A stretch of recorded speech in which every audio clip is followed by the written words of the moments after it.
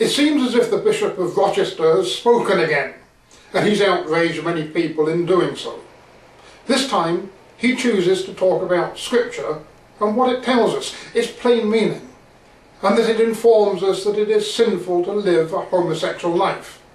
If only Scripture were that easy to interpret that we could all be like Rochester and make such dogmatic statements, which cast a huge segment of people whose lifestyle we do not like into the fiery pit of an eternal hell.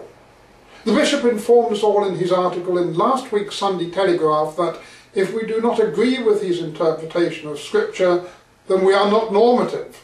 and we don't share the same faith. In a way, I'm glad he has made that pronouncement, because it allows me to see him for what he is, and I'm equally glad that I'm not in his church, because I can think of nothing worse than being in company with people who have such a narrow perspective on the love of God, where such a narrow interpretation is placed on the redeeming power of Jesus Christ, or where it is considered normative to persecute and cast out those who disagree with you. Of course,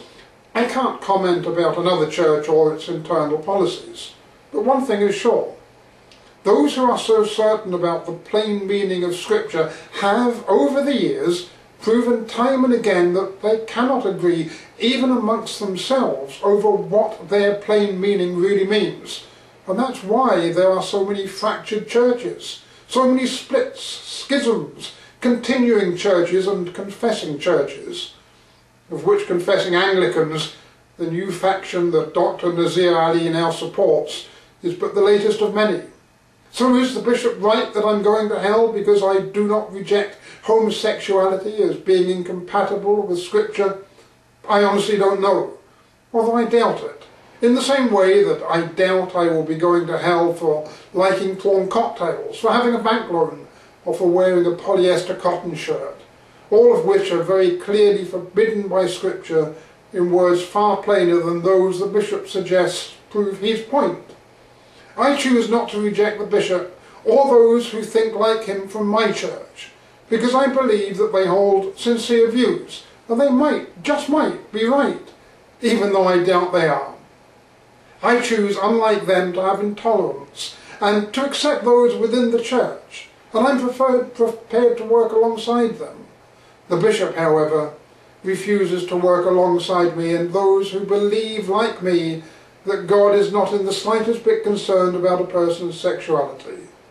I note that when any serious scholar looks at the context of the passages of Scripture, old and new,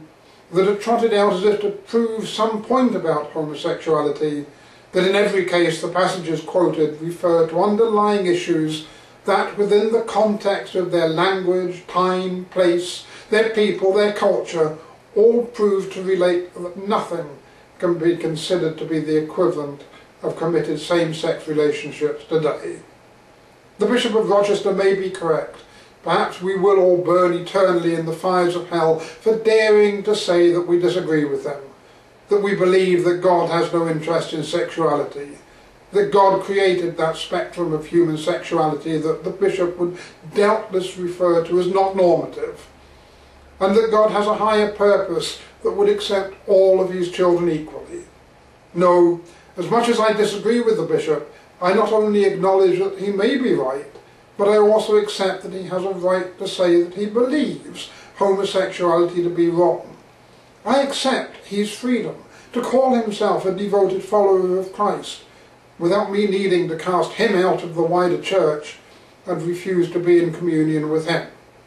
What I do not accept is that neither he nor his followers offer the same courtesy and tolerance to those of us who believe that Scripture does not speak plainly on the matter, and who prefer to leave the final judgment to God. We refuse to cast no one out of our church for a sin that we are not even certain is a sin.